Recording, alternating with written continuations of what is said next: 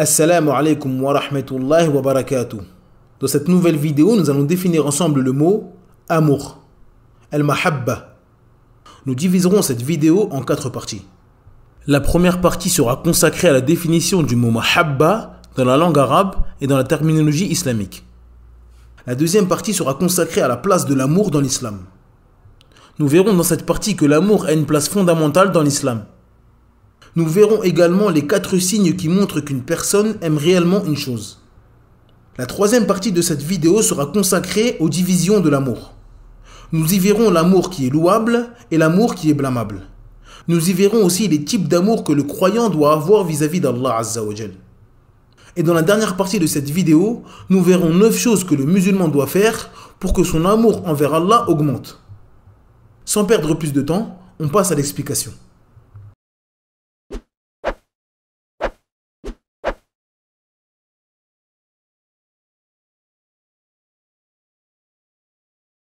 Bismillahirrahmanirrahim. Alhamdulillahi rabbil alamin. Wassalatu wassalamu ala ashrafil anbiya wal mursalin. Nabiyyina Muhammadin wa ala alihi wa sahbihi wa man wala ila yawmiddin. Amma ba'd. La définition du mot mahabba dans la langue arabe. L'origine du mot mahabba vient des 3 lettres ha, ba, qui forment le verbe habba, qui signifie persistance, accompagnement et durabilité. La définition dans le jargon islamique. Certains savants définissent l'amour comme étant le voyage du cœur vers l'être aimé et la délectation de l'évoquer sans se lasser. D'autres savants définissent la mahabba par une volonté implantée dans le cœur qui donne naissance au suivi et à l'obéissance de l'être aimé. La place de l'amour en islam. L'amour est l'inclination de l'homme pour une chose. Cette chose est préférable à ses yeux plus que sa personne et ses biens. L'amour est un feu dans le cœur qui brûle tout ce que le cœur n'aime pas. Lorsque la graine de l'amour est implantée dans le cœur du croyant et qu'il l'arrose avec l'eau de la sincérité et le suivi du prophète, de nombreux fruits au goût délicieux pousseront en lui. Ces fruits sont les fruits de l'obéissance et de l'application de la religion dans toute sa vie. Le rang élevé de l'amour en islam. Ibn al-Qayyim rahimahullah a dit: l'amour est la provision du cœur, l'alimentation de l'âme, et c'est la prunelle des yeux du croyant. Il s'agit de la vie, et celui qui en est privé fait partie des morts. C'est une lumière, et celui qui en est privé est dans les profondeurs des ténèbres. C'est une guérison, et celui qui en est privé fait partie des malades. C'est une saveur exquise, et celui qui ne l'a pas goûté mène une vie de souffrance et de tristesse. C'est l'âme de la foi et des œuvres. Celui qui en est privé est semblable à un corps sans âme. L'amour transporte à un degré que ceux qui ne possèdent pas l'amour ne peuvent pas atteindre. Fin de citation. L'effet de l'amour. L'amour dans le cœur engendre des effets et des conséquences qui peuvent être louables et profitables, mais aussi blâmables et destructrices. Les effets louables et profitables sont ceux qui apportent à la personne un profit dans ce bas monde et dans l'au-delà. C'est la définition même du bonheur. Les effets blâmables et destructeurs sont ceux qui sont nuisibles à la vie de ce bas monde et celle de l'au-delà. C'est la définition même de la souffrance et de la perdition. La personne douée de raison ne décide pas d'aimer ce qui va lui nuire. Ceci ne peut se produire que par ignorance. L'âme incitatrice au mal que possède l'être humain le pousse à aimer ce qui est nuisible et qui n'est d'aucune utilité. Celui qui suit ses passions en aimant ce que son âme lui dicte aura fait preuve d'une grande ignorance. L'ignorance de ces personnes est de 2 types. Celui qui a aimé une chose sans la connaître réellement. Ceci est la situation de ceux qui suivent leur passion sans science. La deuxième situation est celui qui a aimé une chose en sachant qu'elle était blâmable et néfaste. Il s'agit de l'ignorant qui choisit lui-même de se jeter dans la perdition en délaissant l'amour louable et bénéfique. La véracité dans l'amour. Nous pouvons voir si une personne est véridique dans son amour grâce à 4 points. Le premier est lorsque la personne se couche, qu'il a terminé ce qu'il avait à faire et qu'il n'a plus aucune occupation. Son cœur pense à ce qu'il aime réellement. Il ne peut pas dormir sans penser à ce qu'il aime sincèrement. Le deuxième point est lorsqu'il se réveille de son sommeil. La première chose à laquelle il pense et celui qu'il aime. Lorsqu'il se réveille et que son âme lui est rendue, l'amour et la pensée de l'être aimé est revenu avec elle. Le troisième point est durant la prière. La prière est la balance de la foi. La personne peut évaluer son niveau de foi grâce à la prière ainsi que sa proximité avec Allah. Durant la prière, le serviteur est face à son Seigneur et il converse avec lui. Il n'y a rien que le croyant aime plus que cela. Il s'agit de la chose la plus délicieuse à ses yeux. Si le cœur du croyant durant la prière fuit vers autre qu'Allah et que cette chose apaise son cœur à cet instant, il sait donc qu'il doit remédier à ce problème et le plus vite possible. Le quatrième point est durant les difficultés et les épreuves. Durant la difficulté et les épreuves, le cœur ne se rappelle que de ce qu'il aime réellement et sincèrement. Lorsque le cœur est apeuré, il ne se rappelle que de ce qui le fait vivre. Les types d'amour. L'amour est de deux catégories.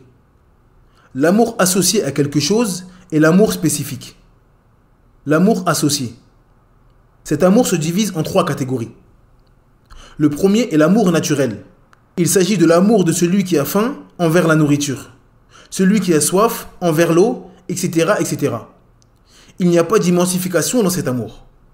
Le deuxième est l'amour de miséricorde et de compassion, comme l'amour d'un parent envers son enfant. Cet amour ne comporte pas d'immensification également. Le troisième est l'amour de compagnie et d'affection, comme l'amour de deux personnes qui se côtoient dans les études, au travail, dans le voyage ou encore l'amour entre frères et sœurs. Ces trois types d'amour que possède l'être humain envers d'autres créatures n'entrent pas dans l'association avec l'amour d'Allah Azza wa Jal.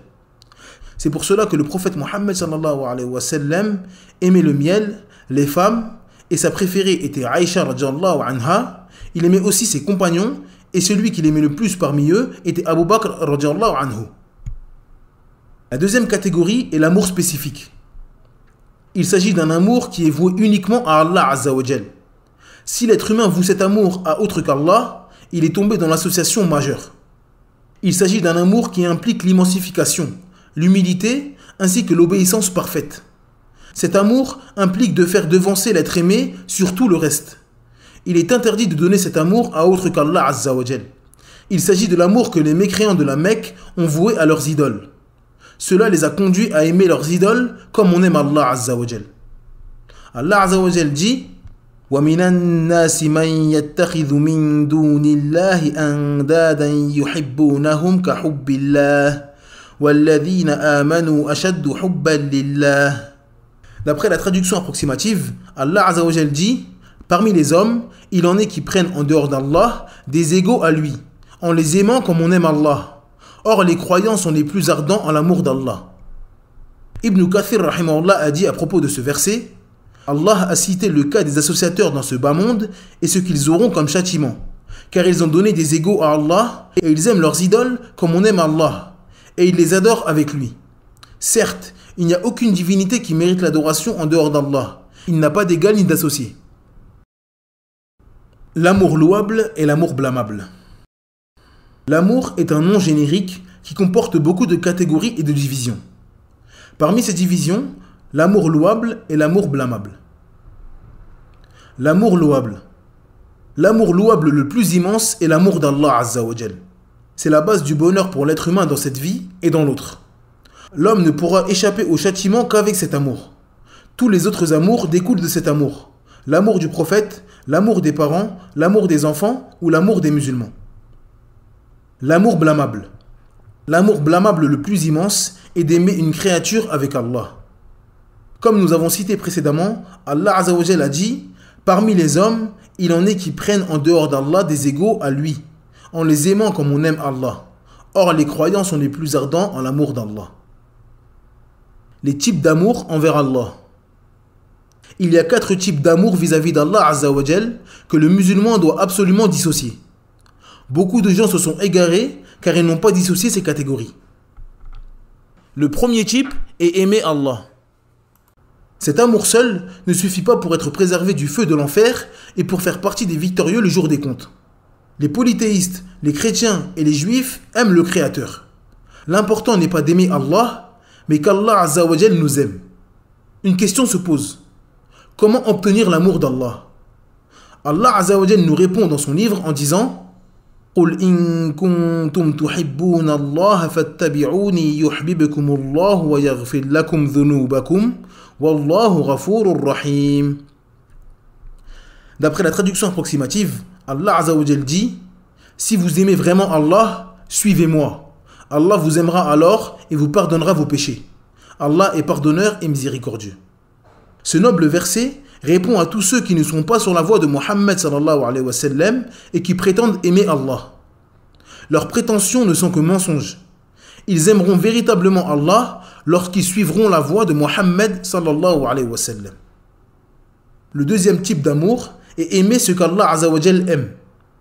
Cet amour fait entrer la personne en islam et le fait sortir de la mécréance. La personne se met à aimer le tawhid, la foi, les prophètes et les musulmans. Le troisième type d'amour est aimer pour Allah. Cet amour est le prolongement logique à l'amour de ce qu'aime Allah Azza wa Jal. L'amour de la personne envers une chose dépend de l'amour qu'Allah Azza wa Jal a envers cette chose. Son amour envers le prophète est plus fort que l'amour qu'il a envers sa femme. L'amour qu'il a envers le musulman pieux est plus fort que l'amour qu'il a envers le musulman désobéissant. Le quatrième type est aimer avec Allah Azza wa Jal. Cet amour est de deux types. Celui qui impacte dans le tawhid, il s'agit du shirk dans l'amour, comme l'amour que les associateurs ont donné à leurs idoles. Cet amour est de l'amour d'adoration. Il allie la peur, l'espoir et les invocations. Il s'agit ici de l'association qui fait sortir de l'islam. La deuxième catégorie est l'amour de ce qu'Allah Azza wa Jal a embelli comme désir de ce bas monde, comme les femmes, l'argent ou encore les enfants. Il convient de vouer son amour à Allah seul. L'homme doit s'éloigner de toute chose qui le détourne de l'amour d'Allah Azza wa Jal. L'augmentation de l'amour vis-à-vis d'Allah passe par deux choses. La première est de rompre avec les attachements de ce bas monde. Le croyant doit faire sortir de son cœur l'amour qu'il a pour ce bas monde. La deuxième est la connaissance d'Allah. Celui qui va connaître Allah Azza wa Jal va l'aimer. Plus le musulman connaîtra son Seigneur par ses noms sublimes et ses attributs parfaits, plus il l'aimera. 9 causes pour augmenter son amour envers Allah Azza wa Jal. La première de ces causes est la lecture du Coran en méditant sur ses versets et ses sens. La deuxième est se rapprocher d'Allah Azza wa Jal en faisant des actes surérogatoires après l'accomplissement des obligatoires. La troisième est d'évoquer Allah Azza wa Jal constamment et en tout temps. Évoquer Allah avec sa langue, son cœur et dans ses œuvres. La quatrième est de faire devancer l'amour d'Allah Azza wa Jal sur le tien lorsque les passions prennent le dessus. La cinquième est de méditer sur les noms et attributs d'Allah Azza wa Jal, les étudier, les connaître et savoir ce qu'ils impliquent dans la vie du serviteur. Celui qui connaît les sublimes noms d'Allah Azza wa Jal, ses attributs et ses actes parfaits, l'aimera obligatoirement. La sixième est de regarder les bienfaits qu'Allah Azza wa Jal donne à ses serviteurs. Par nature, l'être humain aime celui qui est bienfaisant envers lui. La septième est s'isoler lorsqu'Allah Azza wa Jal descend durant le dernier tiers de la nuit pour l'invoquer, l'implorer et lui demander pardon en prière. La huitième est la fréquentation des gens qui aiment Allah Azza wa Jal et qui lui obéissent.